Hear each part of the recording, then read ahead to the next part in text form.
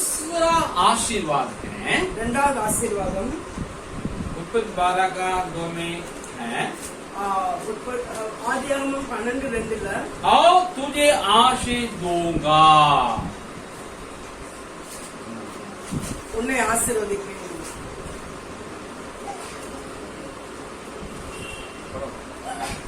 நான் உன்னை பெரிய ஜாதியாக்கி உன்னை ஆசீர்வதித்தேன். उन्ने आशीर्वदित this is the second blessing இது இரண்டாவது ஆசீர்வாதம். உன்னை ஆசீர்வதித்தேன்.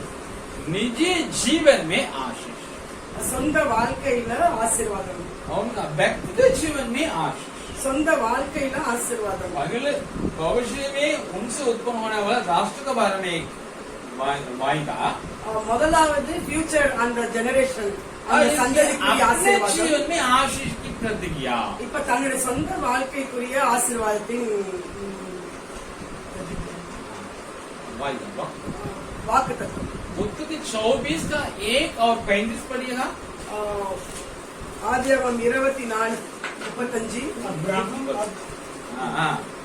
अब्राहम अवृद्ध हो गया था अब्राहम अवृद्ध हो गया था और उनकी आयु बहुत थी और उसकी आयु बहुत थी और यहोवा ने सब बातों में उसको सब बातों में उसकी आशीष दी थी 24:1 ஆபிரகாம் வயது சென்று வயதானான். கர்த்தர் ஆபிரகாமை சகல காரியங்களிலும் ஆசீர்வதித்து வந்தார்.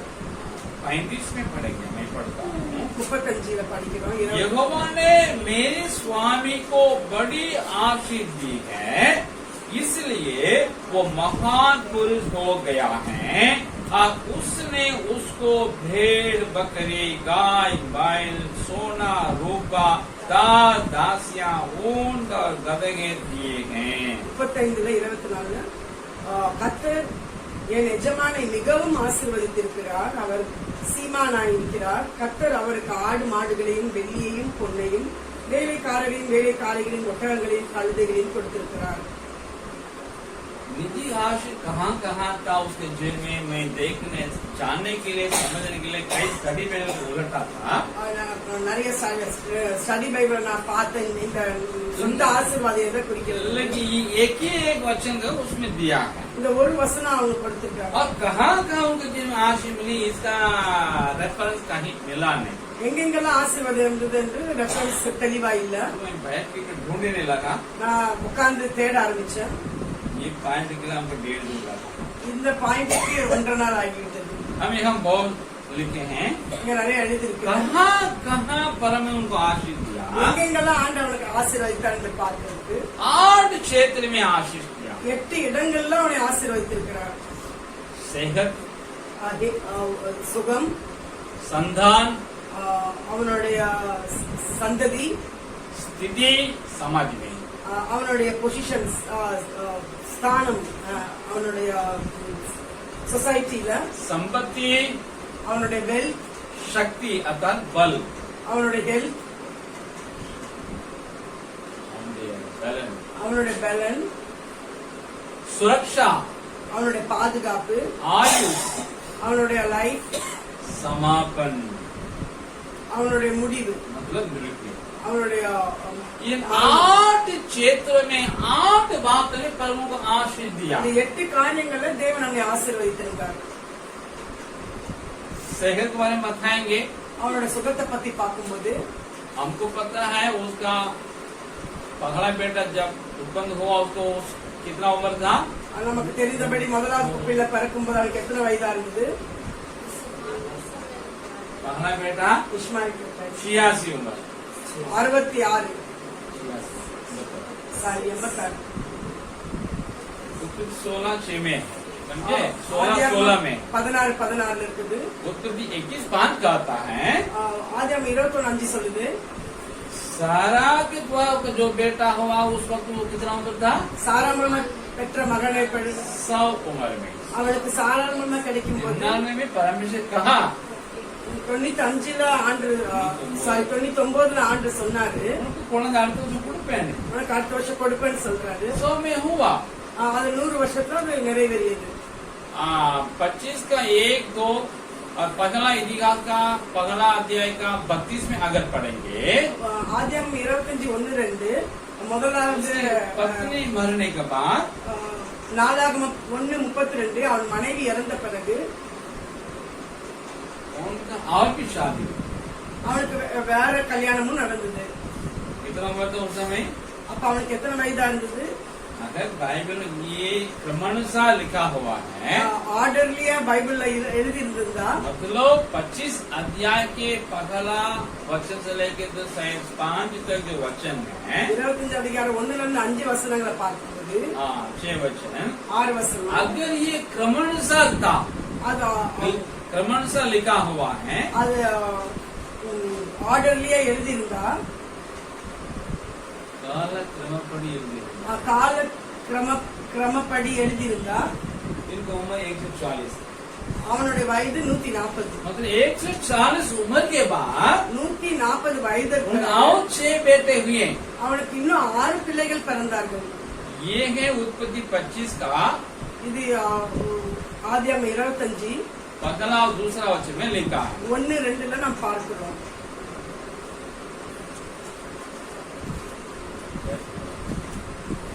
समझे? புரியுதா? कितना सेहत हुआ है? அப்ப அவனுடைய சுகம் எவ்வளவு 66 की இருக்கும்? उम्र में एक लड़का का जन्म, 86 वयசுல ஒரு பையன், 100 उम्र में एक बच्चा का पैदा, 100ல ஒரு பையன், 140 के बाद 6 बेटों का पैदा। 140 வயதுக்கு அப்புறம் 6 பிள்ளைகளை பெற்றான். सेहत बुढ़ा के ना வயதான பிறகு அவ்வளவு ஹெல்தியா இருந்தாரு. आशीर्वाद है। இது ஆசீர்வாதம். संतान के बारे में क्या बाइबल बताता அவனுடைய है? சந்ததியை பார்க்கும்போது अब्राहम का बेटा इसहाक ஆபிரகாமுடைய பையன் ஈசாக் एकदम आज्ञाकारी, அவன் ரொம்ப கீழ்ப்படிதல் शांत உள்ளவன், स्वभाव का था।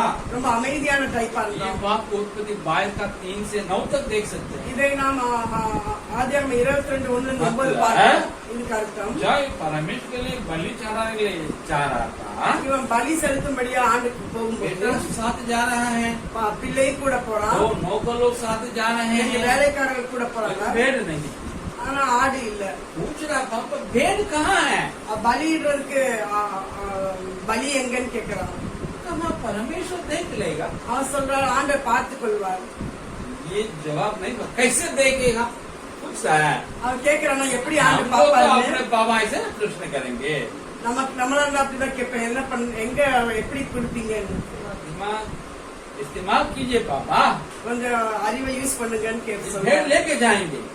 நம்ம பலி செலுத்துறதுக்கு ஆடு எடுத்துட்டு போகணும்ல. उम्र 16 उम्र, இப்ப அவனுக்கு 16 வயது ஆகுது. ज्यादा जानकारी नहीं परमेश्वर के बारे में। அவனுக்கு ஆண்டை பத்தி அதிகம் தெரியாது. आपका का अनुभव है, அப்பாக்கு அனுபவம் இருக்குது. कितना उम्र हो गया इसका? अब्राहम का? ஆபிரகாமுக்கு எத்தனை வயது ஆகுது?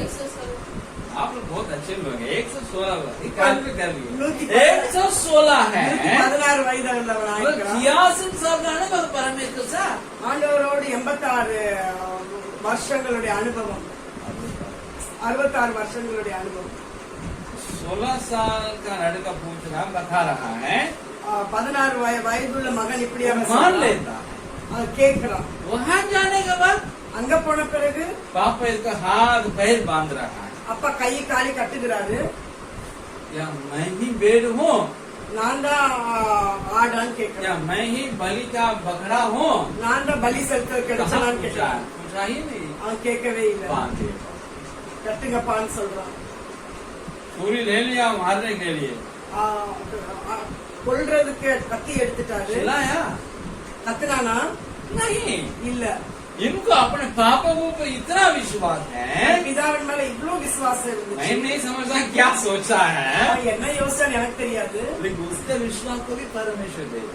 ஆண்டு அவனுடைய விசுவாசத்தையும் अब्राहम के विश्वास को भी देखा। ஆபிரகாமுடைய விசுவாசத்தை பார்த்தார். सारे बोला परमेश्वर ने, அதனால சொன்னாரு, अब्राहम ஆபிரகாமே रोक, நிப்பாட்டு, घर के ऊपर हाथ नहीं लगाना। பிள்ளை மேல் கைகளை போடாத.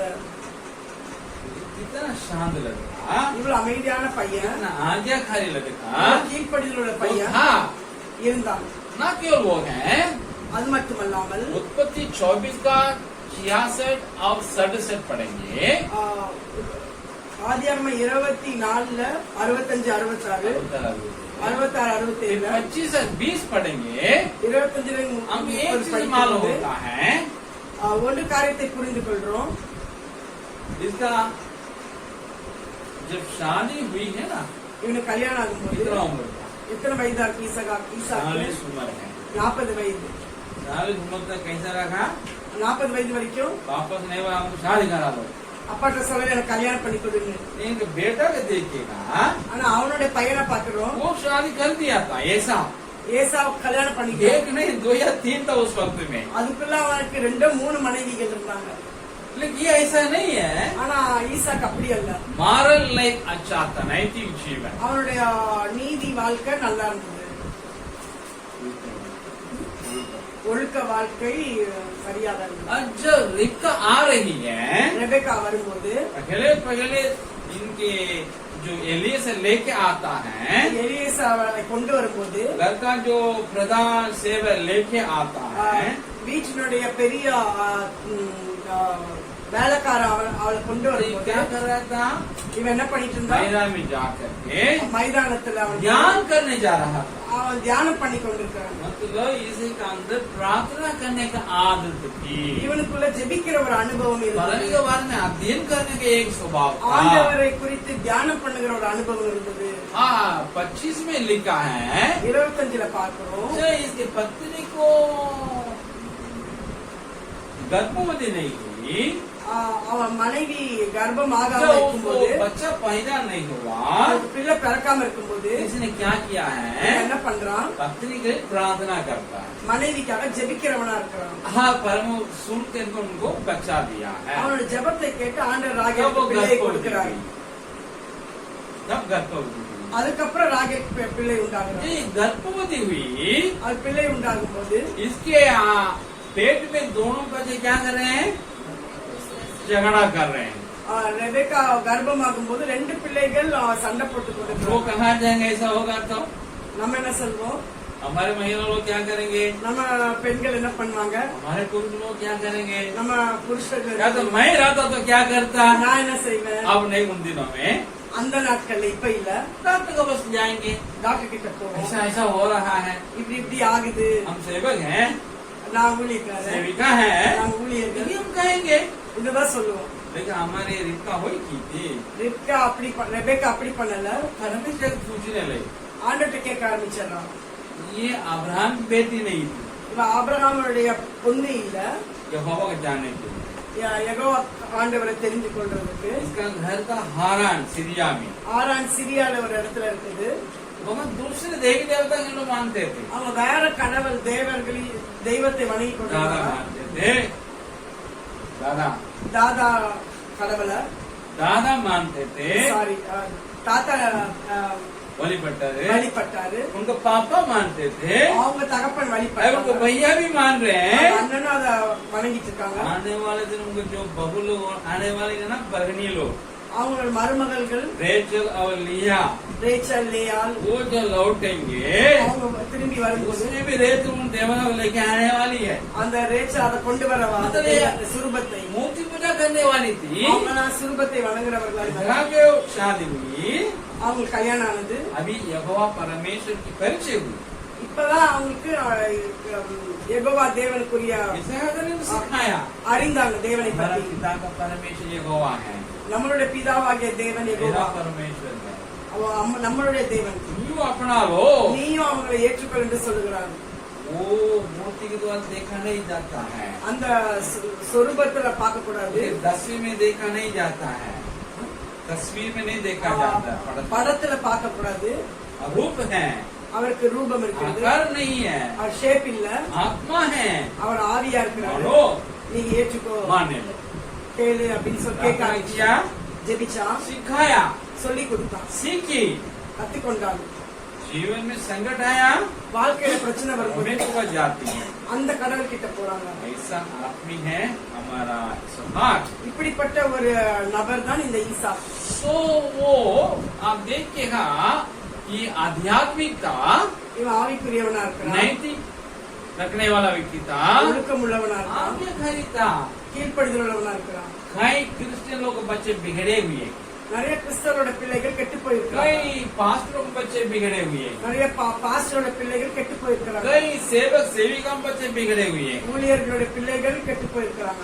मैं भी वैसा ही था मेरे पापा की। நானே என்னுடைய அப்பாக்கு அப்படிதான் இருக்கேன். ले आप यहाँ देखिए, இங்க பாக்குறோம் अब्राहम के संतान उसकी बात मानता है, ஆபிரகாமுடைய சந்ததி அவனுடைய காரியங்களை उसके கேட்கிறார்கள். वश में रहता है, அவன் கீழ்பட்டிருக்கிறார்கள். उसके परमेश्वर को मानता है, அவனுடைய கடவுளை अपने வணங்குகிறார்கள். कुटुंब में उसको देता है, कुटुंब में अपने कुटुंब को தன்னுடைய परमित குடும்பத்துக்கு देता है। ஆண்டவரை கொடுக்கிறான். यही तो उनका संतान है। அதுதான் அவனுடைய சந்ததி. सेहत में भी आशीष, சுகத்திலையும் ஆசீர்வாதம், संतान में भी आशीष, சந்ததியிலையும் ஆசீர்வாதம், पारिवारिक आशीष। குடும்ப ஆசீர்வாதம். और स्थिति क्या है समाज में उसका? அவனுடைய நிலைமை என்னவா இருக்குது? मैंने कहा 24-35 में वो महान हो गया। 24, 34, 35 நம்ம பார்க்கிறோம். 24, 35 और 23 में भी लिखा है பெரியவனாகிறான். अब्राहम महान था।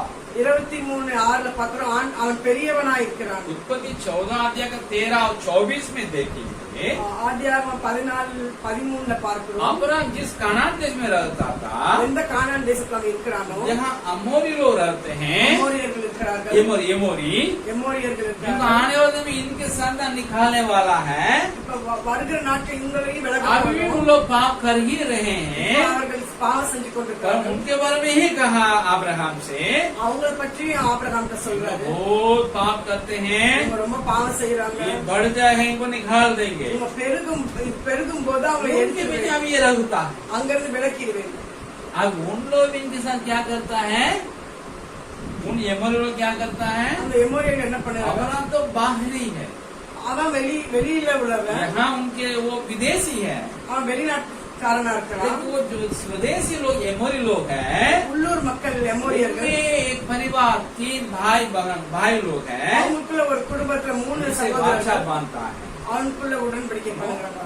आप विदेशी हैं, நீங்க வெளிநாட்டுக்காரங்க, यहाँ के नहीं है। நீ இந்த ஊர்க்காரங்க. आप यहाँ आ गया ना, நீங்க இங்க வந்துட்டீங்களா? आपका कुछ हो गया तो உங்களுக்கு ஏதாவது ஆச்சுன்னா हम लोग आपका क्या करेंगे, जिम्मेवारी உங்களுக்கு ஏதாவது இந்த ஊர்ல ஆச்சுன்னா உங்களுக்காக आपका நாங்க कुछ பொறுப்பு होगा तो हम தாங்க. लोग देख लेंगे। அதுக்குரிய பொறுப்பு எங்க மேல? समझ रहे हैं, इतना महान हो गया, இவ்வளவு பெரியவன் ஆயிட்டான். अंजाम इनके साथ वाचा बांध रहे அங்க உள்ள हैं। மக்கள் எல்லாம் வந்து தெரியாதவங்களும் இதுக்குள்ள உடன்படிக்கை பண்ணுறாங்க. देखिएगा, उसका भतीजा चला गया दूसरी जगह, सदोम के लिए चला गया। அவனுடைய அண்ணன் பையன் சோதமை நோக்கி போய்விட்டான். 5 राजा लोग मिलकर आकर इन लोग सबको बंदी में लेके चला गया। 5 ராஜாக்கள் வந்து இவங்களை கொண்டு போயிட்டாங்க. उसमें भतीजा लूत भी चला गया, பையன் அண்ணன் லோத்து उसकी போயிட்டான். पत्नी बेटियां भी चले गए, அவன் பிள்ளைங்க 2 பொம்பளை उनका பிள்ளைங்க 2 संपत्ति பேர் भी இருந்தாங்க. चला गया। அவங்களுடைய எல்லாமே போயிடுது. एक हाथ में आकर बोला था, ஒரு ஆள் வந்து சொல்றான், आपका भतीजा सब बंदी में चले உங்க அண்ணன் பையன் எல்லாமே அடிமையாக போயிட்டாங்க. उसने क्या किया, बाइबल में लिखा है, வேதத்துல எழுதியிருக்குது. ये अपने घर में 318 लोग थे, இவங்க வீட்டுல 318 பேர் सबको இருந்தாங்க. ट्रेनिंग देकर रखा था लड़ने के लिए। இவங்களுக்கு சண்டை போட சொல்லி उन लोग கொடுத்துருக்காங்க. लेके जा रहा அது है। யுத்தம் பண்றது கொண்டு போறான். साथ ही साथ அது கூட जो 3 भाई लोग एमोरी यहाँ बादशाह बांधे इसके साथ, 3 எமோரி उन சகோதரர்கள் लोग भी अपने लोगों लेके चले गए। வாக்கு பண்ணின உடன்படிக்கை பண்ண அவங்களையும் கொண்டு போறான். इन लोग मिलकर के लड़ाई किए वहाँ राजाओं के साथ, அந்த 5 ராஜாக்களோட சேர்ந்து இவங்க யுத்தம் பண்றாங்க. अपने भतीजा के लेके आ गया, அண்ணன் பையன் லோத்தை கொண்டு परिवार வரான். में लेके आ गया, அவன் குடும்பத்தை கொண்டு வரான். उनके संपत्ति को लेके आ அவனுடைய गया, எல்லா சம்பத்தை கொண்டு வரான். सदम शगर सारे लोग को लेके आ गया, எல்லா மக்களையும் கொண்டு और வருகிறான். उनके संपत्ति को भी लेके आ गया। அந்த ஊர் சம்பத்தையும் கொண்டு வந்தான். ये महान था। இவன் பெரியவனா இருக்கிறான். यही कारण इन लोग वाचा बांध के हेल्प करते हैं। இவன் பெரியவனா இருக்கனால எல்லாரும் உடன்படிக்கை பண்ணி ஹெல்ப் பண்றாங்க. तो सदम राजा क्या சோதமின் ராஜா आप लेने के लिए चले आता है, அவனை பாக்குறதுக்காக வருகிறான். आप लोग दीजिए संपत्ति लीजिए, நீ மக்களை எடுத்துக்கோ, எனக்கு ஒரு அதுக்கு என்ன சொல்றது, சம்பத்தை கொடு. राजा इनसे मिलने के लिए चले आता है। ராஜா வந்து சொல்ற ஒரு சம்பத்தை ये राजा नहीं है, இவன் ராஜா கிடையாது. वहाँ के स्वदेशी भी नहीं है, அங்க உள்ள உள்ளூர் மக்களும் इनके கிடையாது. हेल्प करने वाले लोकल पीपुल हैं। லோக்கல் பீப்புள் தான் ये help विदेशी பண்றாங்க. है, இவன் வெளிநாட்டுக்காரன். विदेश को कोई गिनता है किसी विदेश में, வெளி இடத்துல வந்துட்டு யாராவது நினைப்பாங்களா? लेकिन ये विदेश को हाल देखिए आप, महान हैं। வெளியில இருந்து வந்தவன் பெரியவனா இருக்கலாம். लोकल पीपुल इनके साथ वाचा बांधता है, உள்ளூர் மக்கள் வந்து உடன்படிக்கை बाहर பண்ணுவாங்க. वाला राजा मिलने के लिए चले आता है। பக்கத்து ராஜா சோதோமின் ராஜா வந்து பார்க்க வராது. केवल वो हैं, அது மாத்திரமல்ல, एक और जगह सालेम, சாலேவன் இடத்துல वहाँ का राजा मलकीसेदेक वो भी आगे मिलता है। அங்க உள்ள ராஜா மல்கிசேதேக்கு வந்து இவரை பார்க்கறாரு. यही है हमारे अब्राहम की सामाजिक स्थिति। இதுதான் அவனுடைய சோஷியல் ஸ்டேட்டஸ். हाँ, सामाजिक सोशल स्टेटस बड़ा। அவனுக்கு உயர்ந்திருக்கு. तो संपत्ति कैसा था? संपत्ति அவனோட சம்பத்து எப்படி இருக்குது? उत्पल 24 का 1:35, ஆதியாகமம் 24:1, 35, 12 का 16, 12:16, 13 का 2, 13:2, 20 का 14, 20:14. ये सब पढ़ेगा। இதெல்லாம் பார்க்கும்போது बाइबल बताती है வேதம் சொல்லுது बहुत से घरेलू जानवर उनके पास था, நிறைய வீச்சு மிருகங்கள் அவன்கிட்ட இருந்தது. भेड़ बकरी, ஆடு, आड़ माड़, ஆடு மாடு, गाय बैल, गधे गधगियां, कलदेगल, கழுதைகள், और ऊंट है, ऊंट Camel. उठेंगल, ஒட்டகங்கள், सोना रूपा, வெள்ளி பொண்ணு, பொன்னும் வெள்ளியும். பொன்னும் வெள்ளியும். अवा हिंदी कथुकल सोना रूपा मतलब பொன் வெள்ளி, दास दासियां। அடிமை, அடிமைகள். हाँ, कोई धनवान है कैसे मालूम करते हैं हम लोग? எப்படி ஒரு பணக்காரன் என்று कितना बैंक அறிஞ்சுக்கிறோம்? बैलेंस है, எவ்வளவு பேங்க் பேலன்ஸ் இருக்கோ அவ்வளவுதான் कितना मकान பணக்காரன். है। எத்தனை வீடு இருக்குதோ பணக்காரங்க. उन दिनों में धनवान करके ना समझना नापता कितने जानवर थे, அந்த நாட்கள் பணக்காரன் எப்படி தெரியும்? எவ்வளவு कितने மிருகங்கள் दास இருக்குதோ, दासियां हैं, எவ்வளவு வேலைக்காரி வேலைக்காரங்க, कितना सोना चांदी है।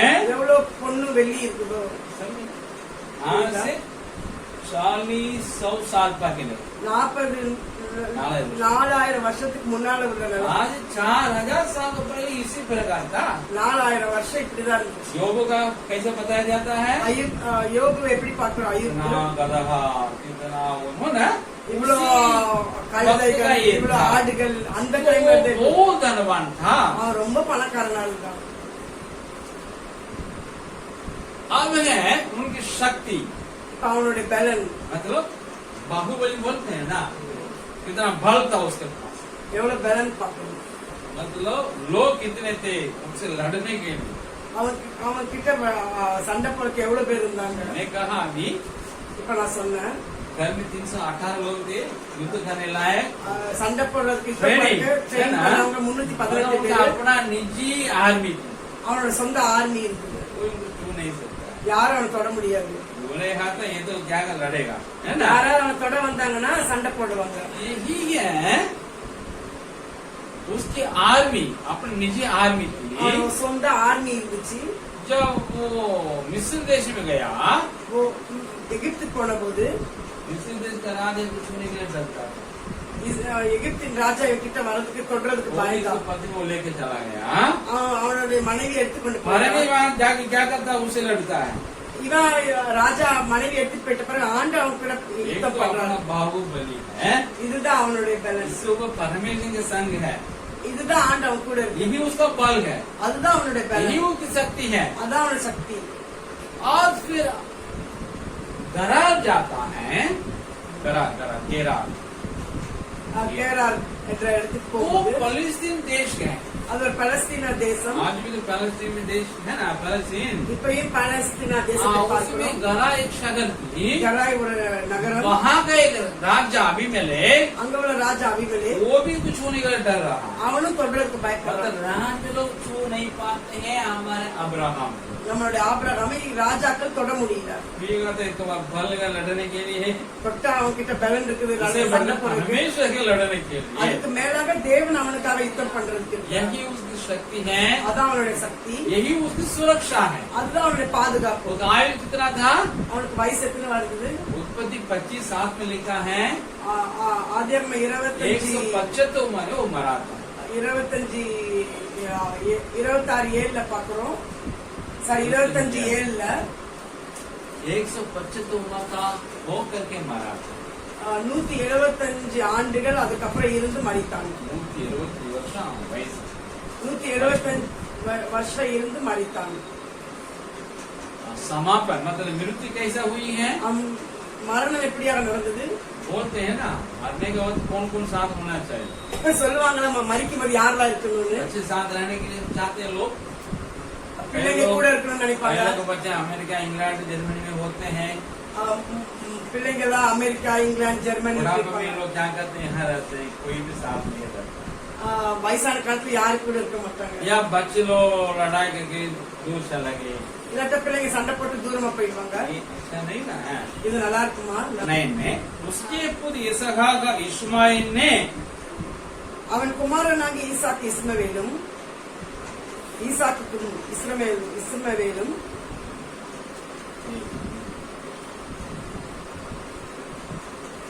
सोहेल के पुत्र इब्रोन की ममरे के सम्मुख वाली भूमि में जो मकपेला की गुफा थी उसको मिट्टी दी.